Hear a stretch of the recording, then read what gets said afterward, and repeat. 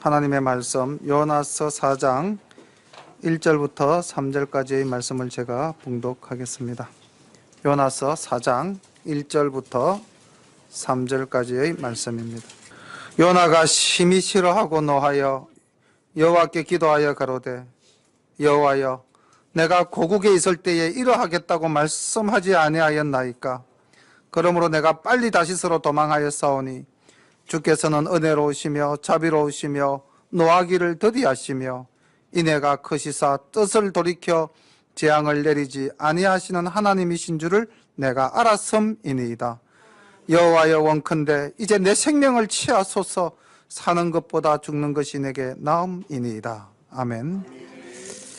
오늘 본문의 말씀을 또 보면은 요나의 성정이 참 잘 드러나는 그러한 구절입니다. 사람이 한번 회개해서 완전히 변화를 받아서 새 사람이 된다면 얼마나 좋겠습니까? 근데 우리는 쉼없이 회개하고 또 예전에 가던 길을 돌이켜 가고 자기의 성정을 버리지 못하는 그런 한계적 존재임을 말씀 속에서 우리가 그렇게 큰 선지자로 봤던 요나를 통해서도 보게 됩니다. 고래 물고기 배 속에서 그렇게 참담한 상황 속에서도 하나님을 의지하고 기도했던 그 요나, 분명히 회개하고 변하여 완전한 새 사람이 되어서 정말 하나님의 말씀을 퍼펙트하게 완벽하게 받아들이고 삶으로 실천했다면 얼마나 좋았겠습니까? 그런데 그러지 못한 것이 또 우리에게는 얼마나 크게 위로가 됩니까? 요나도 그랬는데. 그래서 또 우리가 위로를 사실 받을 수도 있습니다. 3장부터 후반부 말씀을 볼 때 오늘은 설교 도중에 잠깐 영상 자료도 우리가 보게 될 겁니다. 그때 제가 자료에 대해서 잠깐 설교 시간에 소개를 그렇게 하도록 하겠습니다.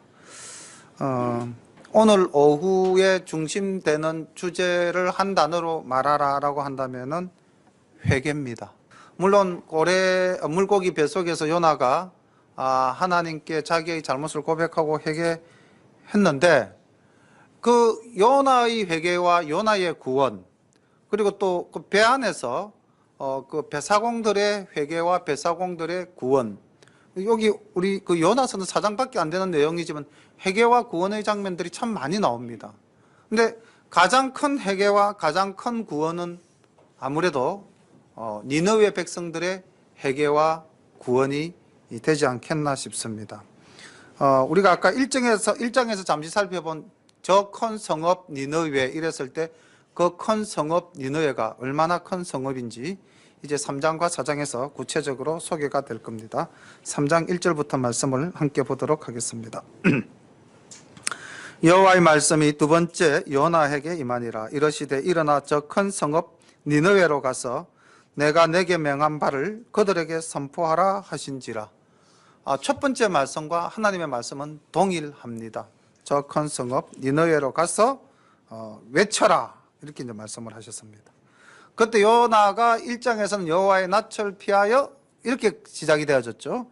3장 3절에 보니까 요나가 여호와의 말씀대로 일어났어. 변화되었죠. 회개하고 삶이 변화되어졌습니다. 일어나서 니느웨로 가니라. 니느웨는 극히 큰 성읍이므로 3일 길이라. 자, 니느웨는 창세기에서 보면은 그 창세기 10장 11절과 12절에 보면 니므롯이라는 큰 용사가 쌓은 성으로 소개되어져 있고 고대 메소포타미아 문명에서 굉장히 큰 문명이 발달되어진 성읍 도시입니다. 근데 그 길이 사흘 길이다. 그럼 하루에 인간이 보편적으로 걸을 수 있는 것이 40km라고 가정을 했을 때, 뭐 4km씩 8시간 걷는다면 32km라고 가정을 했을 때 3일 길이면 몇 킬로입니까? 96km. 그러니까 문헌상으로 본다면 약 100km라고 그럽니다. 그러니까 이 사흘 길을 하는 것은 오늘날 100km 하는 것하고 거의 비슷하죠. 그죠? 96km 정도 나오니까. 그 성읍의 길이가 96km나 되는 엄청난 큰 성읍입니다. 그리고 그 안에 살던 인구가 사장 끝에 보면 12만 명으로 소개되어지고 있습니다. 자, 사흘길 되는 이 큰 성읍에 가서 요나가 외치는 장면 한번 볼까요? 4절 보니까 요나가 그 성읍에 들어가며 곧 하룻길을 행하며 외쳐 가로되 40일이 지나면 니느웨가 무너지리라 하였더니. 자, 여기까지만 보겠습니다. 지금 여기서 요나가 자기의 사명을 잘 감당하고 있습니까? 우리가 이 말씀을 볼 때 요나는 지금 완벽하게 하나님의 말씀을 수행하고 있습니까? 아니죠. 예. 사흘길 되는 길을 사실은 얼마나 돌아야 될까요? 뭐 사흘만 도는 게 아니라 그걸 한 번 갔다가 두 번 갔다가 세 번 갔다가 하면 벌써 뭐 6일이나 9일이나 그렇게 되지 않겠습니까? 그렇게 해도 모자랄 일인데 딱 하루, 그것도 회개하라 하나님의 진노가 임박하니라 이렇게도 안 했습니다. 회개하란 말도 안 하고 뭐라고 그랬냐면은 40일이 지나면 니느웨가 무너지리라 그 말만 했어요. 그럼 듣는 사람이 어떻게 듣겠습니까? 이 사람들이 하나님을 압니까? 전혀 모르는 사람들이잖아요. 그런데 5절 내용이 대단히 은혜롭습니다. 놀랍습니다. 한번 볼까요?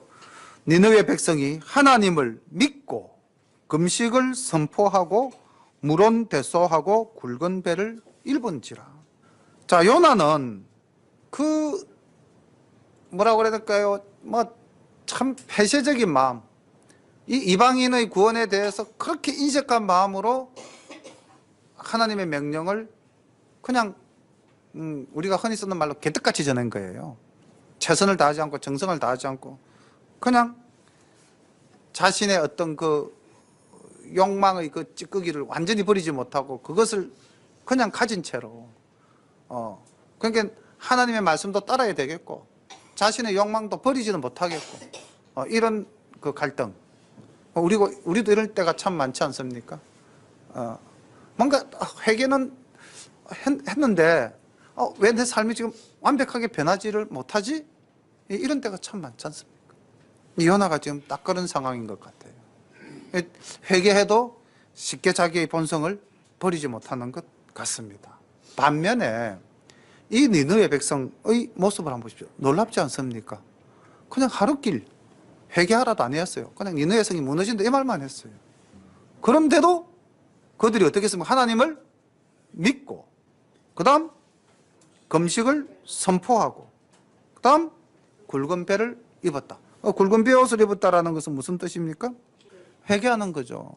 참 놀랍지 않습니까? 그 얼마나 많은 신들을 섬기고 있었겠습니까? 그 성읍에서. 그런데 그들이 자기들의 신을 버리고 하나님을 믿으면서 금식하고 회개했다는 거죠. 그런데 또 놀라운 것은 이 백성들의 변화를 밑에서부터 변화하니까 그 물결이 치고 올라가서 누구도 변화시키느냐? 왕도 변화시켰습니다. 6절 보겠습니다. 그 소문이 니느웨 왕에게 들리매 왕이 보좌에서 일어나 조복을 벗고 굵은 배를 입고 제에 앉으니라. 자, 우리 제에 앉다는 것은 처절한 회개죠. 예. 그러니까 백성들이 변화되니까 왕도 지금 자기의 그 왕복을 벗어버리고 조복을 벗어버리고 베옷을 입고 다시 회개하는 마음으로 그도 제 위에 끌어 앉았다는 거죠. 그리고 왕이 그 대신으로 더불어 조서를 내려 니느웨에 선포하여 가로되 사람이나 짐승이나 소떼나 양떼나 아무것도 입에 대지 말지니 곧 먹지도 말 것이며 물도 마시지 말 것이며 사람이든지 짐승이든지 다 굵은 배를 입을 것이요. 그 다음 구절 우리 다 함께 읽어보겠습니다. 시작. 힘써 여호와께 부르짖을 것이며 각기 악한 길과 손으로 행한 강포에서 떠날 것이라. 이게 지금 백성들에게 내린 왕의 조서입니다.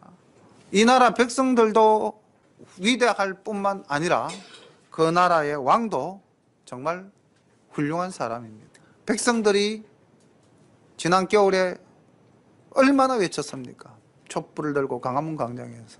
그래도 우리의 지도자는 꿈쩍도 안 했습니다. 맹자에 보면은 뭐라고 그랬냐면은 역천자는 망이요 순천자는 흥이라 이렇게 말하고 거기서 천은 곧 민이라 이렇게 이야기했습니다. 천적민. 백성이 곧 하늘이다. 백성의 뜻이 곧 하늘의 뜻이다. 이 백성의 뜻을 따르는 자는 흥하고 백성의 뜻을 따르지 않는 자는 망한다. 이렇게 기록되어져 있거든요. 그리고 맹자는 유가를 믿었지만은 왕의 절대적 권위를 인정하지 않았습니다. 역성혁명이라는 말이 맹자에서 나왔거든요. 왕은 민심을 따르지 않으면 얼마든지 백성이 그 왕을 바꿀 수 있다 그랬거든요. 그런데 여기 이 니느의 왕은 백성의 뜻을 쫓았습니다. 하나님을 믿었습니다. 그리고 그가 이렇게 말했죠. 힘써 여호와께 부르짖을 것이며. 이거는 유대 사회에서 선지자들이 선포한 말들 아닙니까? 그런데 이게 이방 왕의 입에서 나왔다는 것 놀랍지 않습니까? 그리고 악한 길과 손으로 행하던 모든 강포에서 떠날 것이다. 우리 역사에 있어서 회개의 큰 운동이 있었던 것이 1907년 평양 대부흥 운동입니다. 회개라는 것은 근본적으로 자기를 일단 부정하고 부인하는 것입니다. 나를 내세우면 회개는 있을 수가 없습니다. 일단 내가 죽어야 회개가 되는 거죠. 나 자아가, 오늘 우리 권사님도 기도를 하셨지만은 나를 죽여야만 하나님이 사시는 거죠.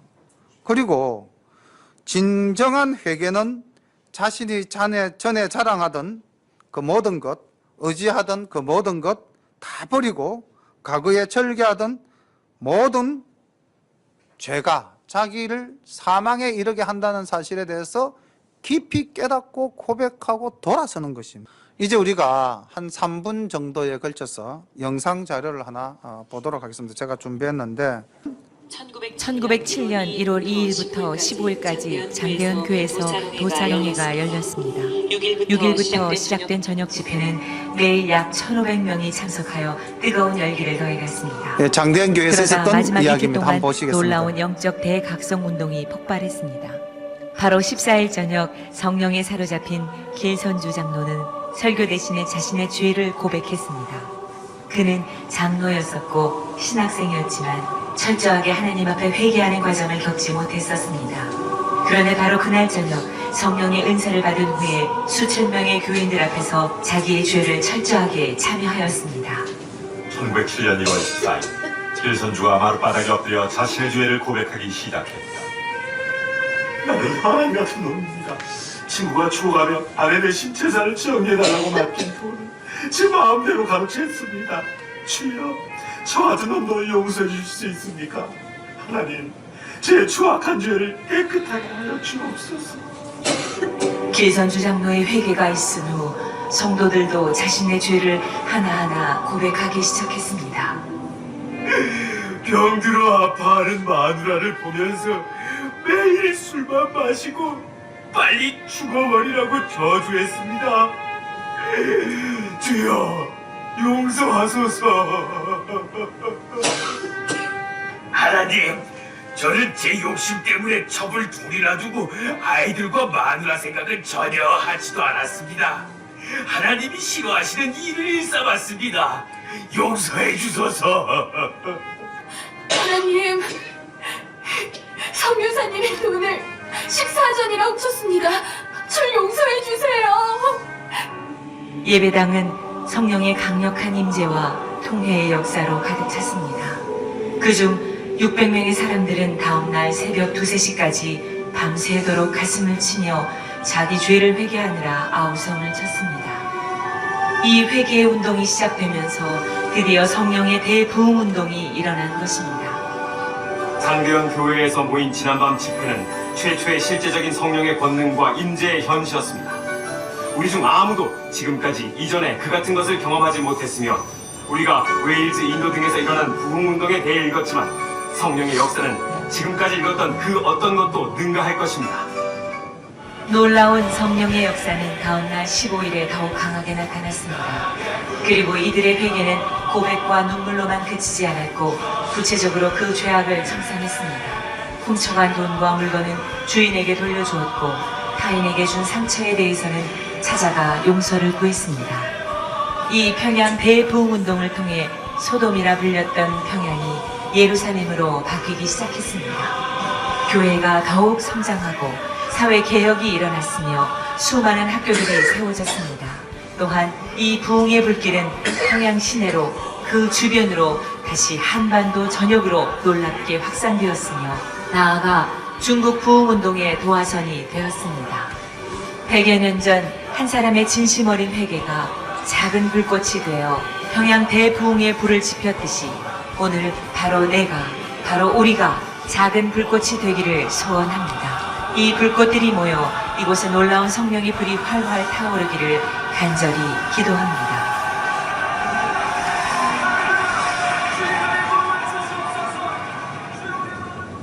우리나라에 실제적으로 있었던 역사적 사실입니다. 이 이제 평양 대부흥이 일어나기 전 먼저 배경은 1904년부터 사실은 우리나라에 본격적으로 회개 운동이 시작되었다고 합니다.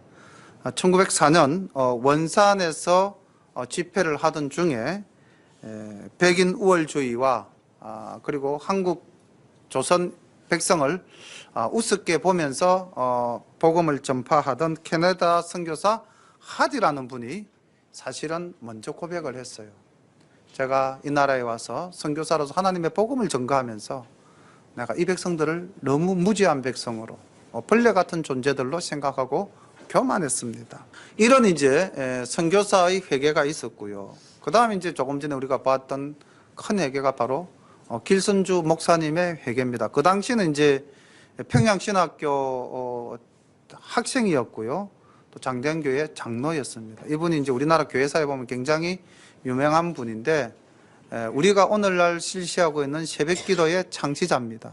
이분이 이제 평양 대부흥 사경회를 준비하면서 우리가 하나님의 말씀을 배우기를 원하면서 어떻게 편하게 자면서 준비할 수 있느냐, 새벽에 깨어서 기도하자, 이렇게 해서 이제 그 교회 교인들 몇 분하고 이제 시작한 것이 새벽기도 운동이었고, 이것이 전 세계에서 유일하게 한국 기독교회만 있는 새벽기도 예배가 됩니다. 그래서 우리도 뭐 좀 늦은 시각이긴 하지만 아침 6시부터 우리 교회에서도 새벽기도를 이제 실시하고 있는데, 뭐 외국에서는 없는 특수한 한국만의 이 기도 예배가 사실 오늘날 한국을 지탱해 나가는 한국 기독교회를 떠받치는 중요한 예배가 아닌가, 저는 그렇게 생각을 하고, 또 우리 교회도 이렇게 새벽에서 깨어 기도하는 권사님들과 또 집사님들 이렇게 있기 때문에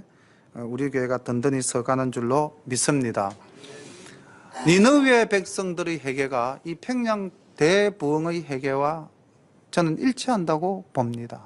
백성들부터 자기 죄를 회개하고 고백하고 하나님을 믿었을 때에 왕도 변화되어져서 그 나라 전역이, 심지어는 여기 보니까 짐승들까지 베옷을 입혀서 회개하는 처절한 회개 운동이 일어났습니다. 그들이 회개하면서 무엇을 기대했을까요? 9절 보겠습니다. 하나님이 혹시 뜻을 돌이키시고 그 진노를 그치사 우리로 멸망치 않게 하시리라. 그렇지 않은 줄을 누가 알겠느냐 한지라.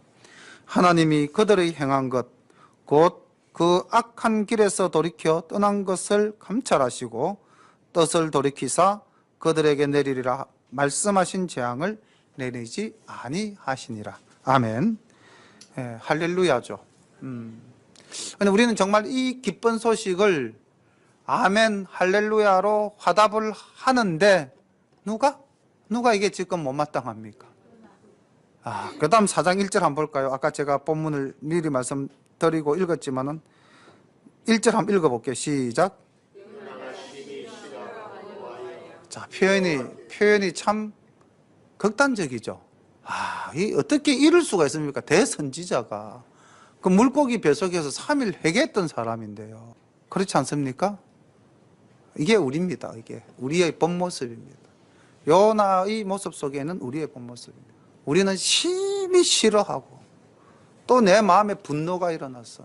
내가 회개했던 그 사실을 까마득히 잊어버리고, 내가 바라지 않는, 나는 저 사람이 잘 되기를 전혀 바라지 않는데 저 사람이 잘 될 때 하나님 어찌 이럴 수가 있습니까? 나는 무시하고. 이게 우리의 본심이라는 거죠.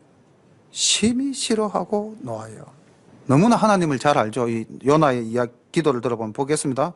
여호와께 기도하여 가로되. 이게 지금 기도입니다. 이게 요나의 기도문이에요. 아까 우리 2장의 기도문하고 지금 이 기도문하고 비교해 보십시오. 여호와께 기도하여 가로되 여호와여 내가 고국에 있을 때에 일하겠다고 말씀하지 아니하였나이까.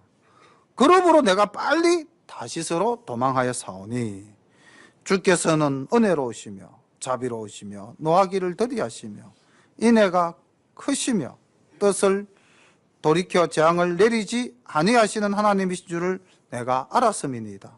여호와여 원컨대 이제 내 생명을 취하소서. 사는 것보다 죽는 것이 내게 더 나음이니이다. 이게 요나의 기도입니다. 어떻게 해달라고 하면 나를 죽여달라. 나 저 꼬라지 도저히 못 보겠다. 내가 저 꼬라지 안 볼라고 다시스로 도망했는데 하나님 끝끝내 내를 불러일으켜가지고 이곳에 오셔서 왜 나로 하여금 저런 장면을 목도하게 하십니까? 좋게 말하면 이스라엘의 애국자이긴 하겠지만은 하나님 관점에서 본다면 철저히 하나님의 뜻을 거역하는 인물이죠. 이게 요나의 본성입니다. 우리 속에 끝까지 남아있는 본성. 아무리 회개해도 사탄이 우리 속에 심어둔 본성이죠.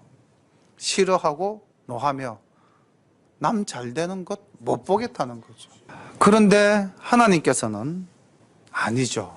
하나님께서는 이미 그 뜻을 돌이키시고 그들을 구원하셨습니다. 제가 준비한 부분을 조금 한번 읽어보겠습니다. 왕이신 하나님, 주인이신 하나님, 우리가 그렇게 찬양하면서 부르는 그 하나님 앞에서 요나가 이런 태도를 취한 것은 무엇 때문일까요? 그것은 편협한 선민주의에 의한 그의 자아가 살아있었기 때문입니다. 또한 자기 생각, 자기 뜻, 자기의 바람대로 이루어지지 않자 하나님의 절대적인 뜻, 그분의 지극히 자비롭고 은혜로운 그 사랑 앞에서 원망과 불평을 바라게 된 것입니다. 따라서 진정 우리가 하나님께 온전히 순종하기 위해서는 가장 먼저 선결해야 할 것이 무엇인지 우리는 한번 돌아봐야 할 것입니다. 그것은 우리의 자아를 죽이는 것입니다. 우리의 생각이나 의지, 그리고 우리의 뜻, 우리의 욕망을 하나님의 뜻 앞에서 굴복시키고 바울 사도가 나는 날마다 죽노라 고백하며 자기를 쳐서 복종시켰던 것처럼 하나님 앞에서 우리의 이제 악한 본성, 악한 생각, 이기적인 욕망 이것들을 다 쏟아내 놓고 하나님 앞에 순종할 때 우리가 참으로 하나님의 자녀다, 주님의 뜻을 따르는 사람이다 할 수 있지 않겠습니까? 그런데 이게 참 안 쉬워요. 지금 요나를 보면은 이게 얼마나 어렵다 하는 것을 알 수 있지 않습니까? 요나의 다음 삶을 또 조금 더 살펴보도록 하겠습니다. 4절 보겠습니다. 여호와께서 이르시되 너희의 썩냄이 어찌 합당하냐 하시니라.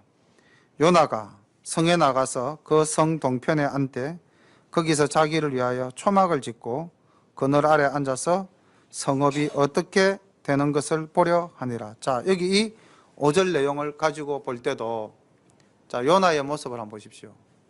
요나가 끝까지 포기하지 않는 것이 뭡니까? 그렇죠. 니느웨 성이 망하는 거죠.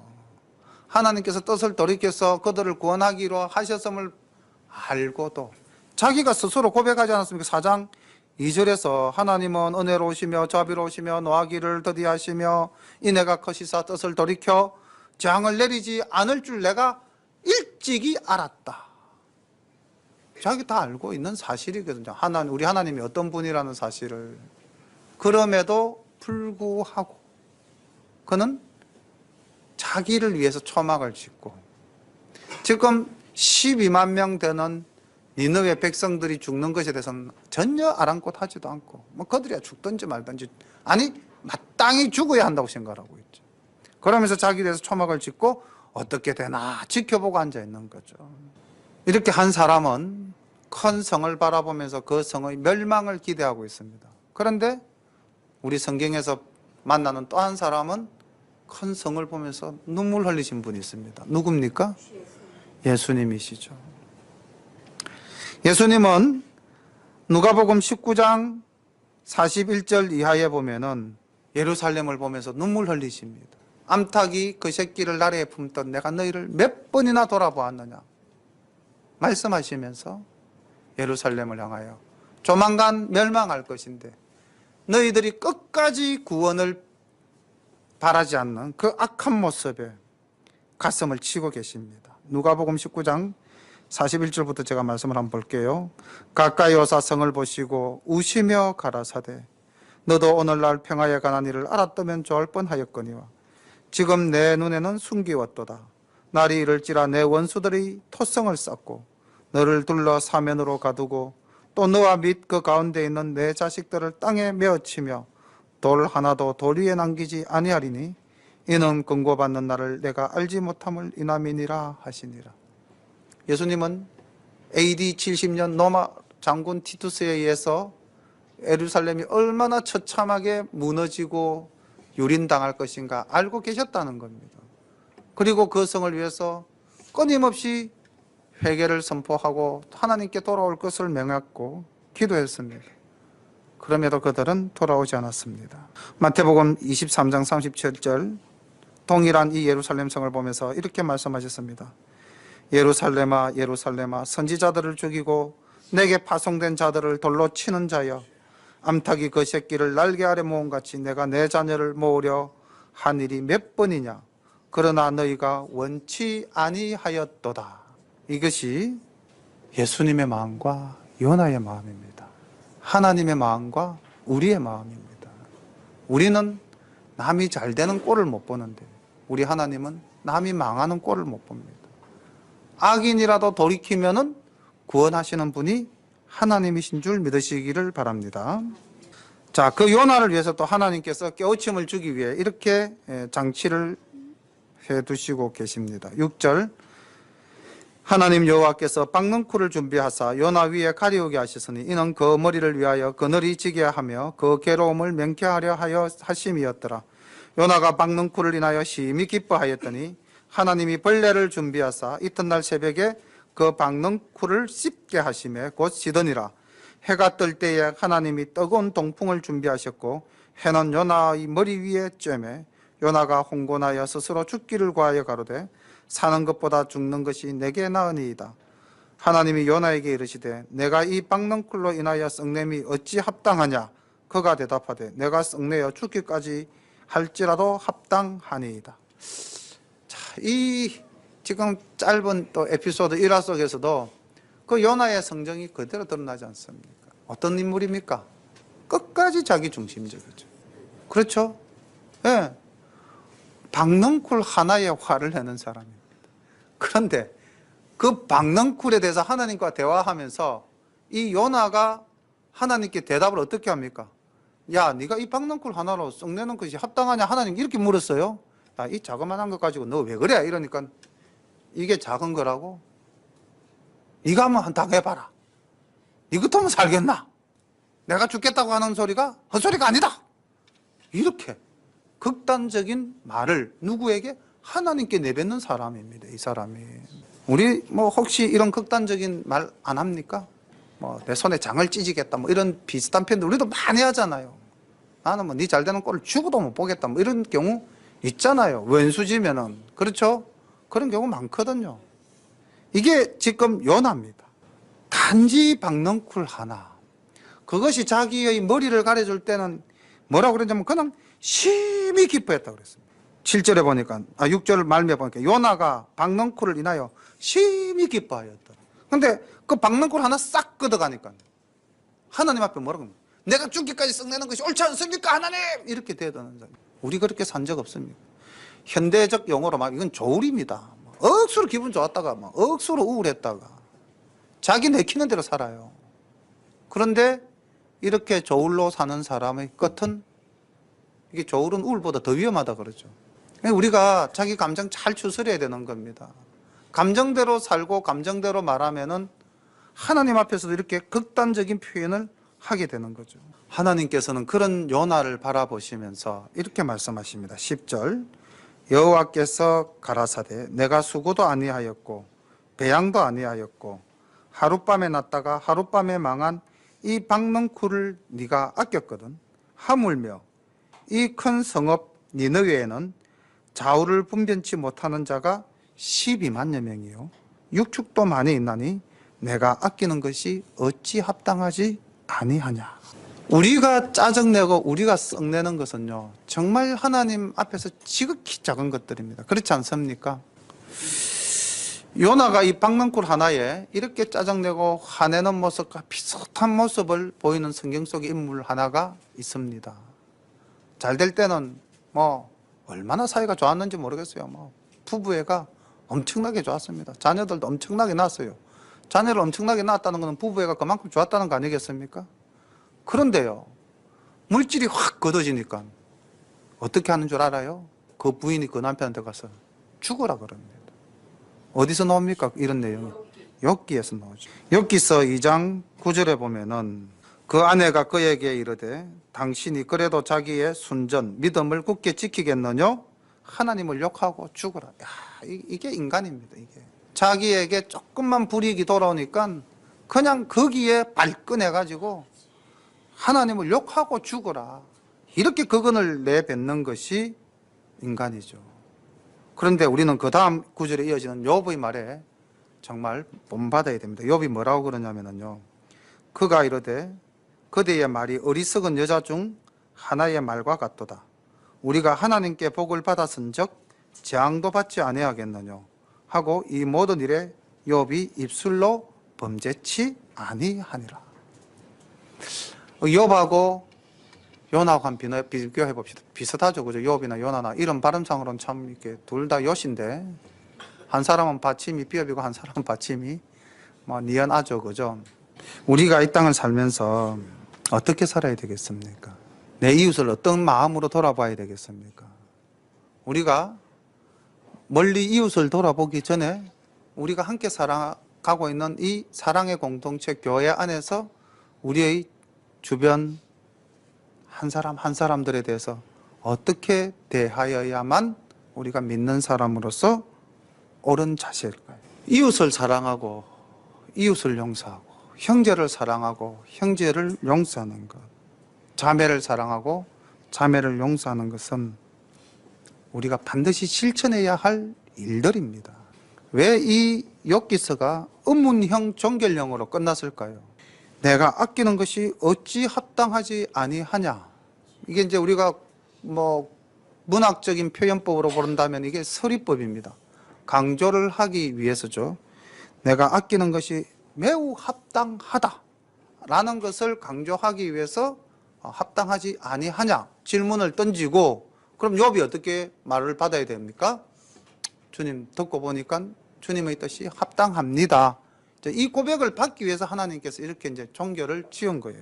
비슷한 표현을 주님께서 쓰신 적이 있습니다. 누가복음에 보면은 여리고로 내려가던 한 사람이 강도 만난 사건이 있죠. 그때 그 마지막 장면에서 주님께서 그 질문을 던졌던 랍비 유대인에게 이렇게 질문을 합니다. 네 의견에는 이 세 사람 중에 누가 강도 만난 자의 이웃이 되겠느냐? 대답이 정해져 있는 대답입니까? 아니면 새로운 답을 찾아야 할 질문입니까? 정해져 있는 대답이죠. 지금 하나님께서 요나서에서 마지막 이렇게 질문형으로 끝낸 것, 내가 아끼는 것이 어찌 합당하지 아니하냐? 대답이 정해져 있습니까? 대답이 정해져 있지 않습니까? 정해져 있죠? 자, 그럼 제가 다시 한 번 더 여러분들께 말씀드리겠습니다. 교회 안에서 형제 자매 간에 사랑하는 것이 어찌 합당하지 아니하냐? 어떻습니까? 합당하죠? 저는요, 다시 한 번 더 어떻게 하나님께서 우리 교회 상황 실정에 이렇게 적합하게 말씀을, 제가 뭐 의도적으로 연출한 거 절대 아닙니다. 그거 아시죠? 저는 뭐 어떤 상황을 가지고 주제를 가지고 말씀드리는 사람이 아니잖아요. 그냥 성경 흘러가는 대로 우리가 흘러가면서 말씀을 전가하는데, 우리가 교회 표를 아까 이제 낮에 저하고 점심을 같이 드셨던 분이 제가 초등학교, 중학교, 고등학교 다닐 때 주일학교 반사, 학생회 지도교사 하셨던 교회 집사님이십니다. 30년 약 만에 만났어요. 박희윤 장로님인데 아주 어릴 때는 우리를 아주 사랑해 주셨던 분이죠. 그분이 뭐 저를 알고 여기 교회 개척한 줄 알고 온 것도 아니더라고요. 그냥 구암동에 어떤 지인이 교회를 개척했는데 그분 교회를 찾다가 못 찾아가지고 예배 시간은 다 됐고 눈에 보이는 교회는 우리 교회라서 들어오셨다 그러더라고요. 그래서 내가 참 세상 인연 희한하죠. 그러면서 주보를 보니까 이름은 박규원, 이게 옛날에 내가 알고 있던 아 이름인데 얼굴 보니까 좀 닮은 것 같은데 목소리도 비슷한데 계속 그러고 계셨대요. 그러다가 긴가민가 하다가 장로님께서 강구할 때 이 건물이 목사님 건물입니다 할 때 맞구나 이제 그렇게 생각을 하셨대요. 지가 어릴 때부터 교회 목사 학기라고 해서 터마는 끝내 지가 교회를 드디어 세웠구나 이제 그때서야 이제 느끼심을 받았다 그러더라고요. 근데 그 장로님한테 여쭸어요. 장로님, 혹시 우리 교회 들어서면서 뭐 하나 못 보셨습니까? 옛날에 우리 같은 오동동 교회 이제 출신이라서 그때 저는 이제 뭐 어린아이고 학생이었는데 이분은 그때 어른이었거든요. 청년이고 이제 장가간 집사님이셨는데 그래 뭐 경황 없어 들어오다 보니 못 봤다 그러고 주보는 혹시 못 보셨습니까? 그러니까 주보 내 가지고는 가는데 주보를 뭐 찬찬히 보지는 못했다 그러시더라고요. 그래서 제가 한번 보십시오. 그러면 뭘? 교회는 한 가정, 교인은 한 가족. 이 구절 생각나지 않습니까? 그 옛날 내가 그 오동동 교회에서 이거 가지고 온 거거든요. 우리 교회로. 그때 우리 교회가 제 기억에 제가 아주 어릴 때는 한 80명 모였어요. 그리고 이제 교회가 막 부흥회하고 막 이렇게 해서 성장했을 때 교회에다가 이제 이렇게 중간에 칸을 쳐서 다락방 이렇게 중 2층 만드는 거 있죠. 그죠? 그렇게 만들었을 때가 제가 기억하기로는 오동동 교회가 120명까지 갔을 때가 가장 큰 교회였습니다. 80명에서 120명 되는 그 교회 생활을 제가 했었거든요. 그때 교회가 참 아름다웠습니다. 저는 그 교회를 지금도 못 잊고 있는 거죠. 그리고 제가 이제 그 교회 출신으로서 그 교회가 창원으로 이제 이사를 갔고 지금은 사파동 법원 밑에 동보보육원이라는 그 사회구호기관 옆에 있는 창원 성결교회가 옛날 오동동 교회입니다. 그걸 이제 팔고 창원으로 이사를 했는데 지금 한 600명 정도 교인이 모이는 교회입니다. 제가 그 교회에서 우리 유년부 담당 전도사까지 하면서 그 교회 섬기다가 이제 목사 안수 받을 시점에 그 교회에서 완전히 나왔어요. 성결교회에서 컸는데 성결교회에서 목사 안 하고 장로교 가서 목사한다고 가라 하더라고요. 나가라 그래서 나왔습니다. 어쨌든 600명 되는 교회보다는 저는 제 마음속에 남아있는 교회의 가장 아름다웠던 모습은 80명에서 120명 당시의 그 교회였거든요. 그리고 제가 교회를 개척하면서 꿈꾸던 교회를 만들기 위해서 표를 삼을 때 성경에 얼마나 좋은 말씀들이 많습니까? 그런데 성경에도 없는 교회는 한 가정, 교인은 한 가족이란 이 표를 왜 제가 우리 사론에서 함께 오신 분들은 왜 주님의 뜻을 따르는 교회를 안 하고 왜 또 샤론이라는 이름도 안 넣고 이렇게 교회를 개척하는가? 혹시 의문점을 품으셨다면은 제가 꿈꾸는 교회는 그런 교회였습니다. 초대교회, 가장 이상향적인 교회, 서로가 서로의 쓸 것을 공급하고 형제가 함께 식사하며 기뻐하는 그 모습을 만들어 나가는 것이 우리가 정말 예수님이 제일 좋아하시는 교회의 모습이 아닐까, 그런 이제 꿈을 꾸었던 목회자였기 때문에 제가 세운 교회의 이상은 그것입니다. 성도가 100명, 1000명, 10,000명, 저는 이런 걸 결코 원치 않습니다. 어떻게 보면 그것도 편협한 이기주의라고 할는지는 모르지만 저는 교회에 오신 분들이 서로 상처받지 않고 우리 권사님 기도 말씀대로 서로를 보다듬어주면서 서로를 위하며 서로 위로하고 서로가 모자라는 점은 내가 가진 남는 것으로 채워주고 그렇게 살아가는 것이 교회의 가장 본질적인 모습이 아니겠는가. 지금 요나가 심히 싫어하고 노한 이유가 뭡니까? 남 잘 되는 꼴 나는 못 보겠다. 교회 다니면서도 이런 마음 가지고 살아간다면은 이거는 하나님이 바라시는 모습이 아니잖아요. 박넝쿨 하나로 심히 기뻐했다가 박넝쿨 하나로 저주하고 원망하는 이런 모습 우리가 가져서는 안 되잖아요.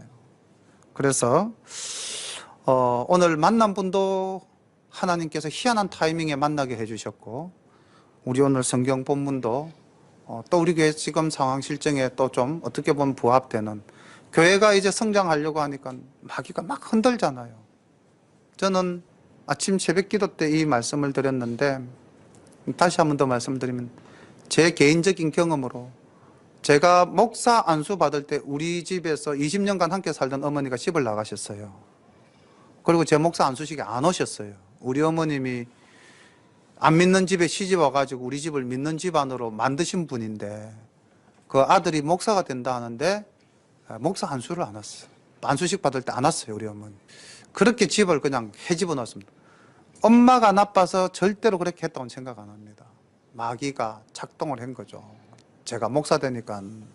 두 번째 또 한 번은요, 우리가 이 교회를 세우기 위해서, 사실은 이 교회 전에 제가 꿈꾸던 교회는 이제 저쪽 석곡 바닷가에 전원교회를 짓는 것이 꿈이었기, 제가 거기 땅을 샀었거든요. 300평 정도 땅을 사가지고 거기다 교회를 지어서 함께 마음을 맞추어서 살아갈 사람들끼리 공동체를 만들고 싶어서 그런 교회를 꿈꾸고 땅을 샀는데, 모든 분들이 거기는 아니다, 거기 땅 사서 교회 지으면 교회 안 된다, 뭐 아무것도 안 된다, 모든 분들이 반대하고, 심지어는 우리 장인 어르신까지도 반대하고, 그렇게 해서 이제 제가 그 땅을 팔았습니다. 팔고, 아파트 팔고, 땅 팔고, 전 재산 다 모아가지고 은행에 빚 내고 해가지고 이 건물 샀어요. 예. 그리고 또 은행에 빚 내서 리모델링을 했습니다. 그랬는데 그때 제가 교회 짓는다고 하니까, 그 당시에 이제 우리 집 사람이 마산 삼성 어린이집 이제 10년간 있다가 이제 퇴직을 하고, 퇴직금을 받아가지고 이제 친정 부모님께 용돈 좀 갖다 드린다고 돈 들고 올라갔어요. 그때 현금을 찾아서 뭐 100만 원 다발을 가지고 갔는데, 그래 이야기 속에 이제 박서방이 교회를 크니까 우리 장인 어르신이 그 돈을 내동댕이를 치면서 이혼해라고 우리 집 사람 보고, 장인 어르신이 나빠서 그러신 거라고는 저는 절대 생각 안 합니다. 지난 겨울에도 뭐 장인 어르신 가서 뵙고 인사드리고 내려왔는데, 그렇게 마귀가 교회 짓겠다고 하니까 그렇게 흔들더라고요. 그리고 이제 제가 드디어 학교를 명예사직서를 냈지 않습니까? 이제 목회에 전념하겠다 내가. 그러니까 또 마귀가 가만히 안 있는 것 같아요. 교회 안에 분란을 만들어내려고 하고, 막 교회를 흔들려고 그러고, 막 우리 성도님들이 좀 모이잖아요 지금, 그죠? 그러니까 막 상처를 주려고 막 그러는 것 같아요, 내 느낌에. 이건 기도해야 될 때다. 그래서 제가 말미에 이 말씀을 붙이는 이유는, 정말 저를 위해서 좀 기도해 주십시오. 저도 우리 성도님들을 위해서 새벽마다 기도 제목 주신 것 가지고 기도합니다. 그러면서 또 느낌에, 이것만이 아니고 더 기도하라고 하는 하나님의 뜻이구나. 그래서 요나가 물고기 뱃속에서 기도할 때 하나님께서 놀라운 구원 역사를 이루어 주셨던 것처럼, 니느웨 백성들이 기도할 때에 놀라운 구원 역사를 일으켜 주셨던 것처럼, 1907년도에 평양의 길선조 목사님이 먼저 회개하고 기도할 때에 온 교인이 더불어 기도하고 교회의 대부흥이 일어난 것처럼, 우리 열린교회도 모두가 가지고 있는 마음속에 악한 것들을 다 내려놓고 우리가 하나님의 선한 뜻을 따라서 깨어서 기도하며 하나님이 주시는 놀라운 구원 역사를 맛보는 우리 모든 성도님들 되시기를 간절히 소망합니다. 기도드리겠습니다. 사랑의 아버지 하나님, 우리는 혹시 요나처럼 편협한 사람은 아닌지요. 아버지 하나님, 요나의 물고기 뱃속에서의 기도는 참 담고 싶습니다. 그 암흑 속에서, 그 끈적거림 속에서, 그 참담한 가운데서도 하나님을 의지하고 하나님의 구원을 바라며 마지막 하나님께 감사드리는 그 아름다운 모습 참 담고 싶습니다. 그러나 하나님 아버지, 하나님께서 니느웨를 구원하라 하셨을 때에 불성실한 그 모습, 니느웨가 하나님께 구원을 받자 심히 노하며 싫어하는 그 모습, 하나님 사는 것보다 죽는 것이 더 낫습니다 라고 하나님께 대항하는 그 모습, 하나님 전혀 담고 싶지 않습니다. 아버지 하나님, 우리 열린교회는 정말 하나님이 니느웨 백성을 그처럼 사랑하신 것처럼 우리 성도가 서로를 사랑하며 껴안고 부족한 부분을 채워가는 아름다운 교회로 그렇게 성장하고 싶습니다. 하나님, 그런 교회 되게 하여 주옵소서. 주님께서 우리의 기도에 응답하사 우리의 앞길을 선히 인도하여 주실 줄 믿사옵고 예수님 이름 받들어 감사하며 기도드립니다. 아멘.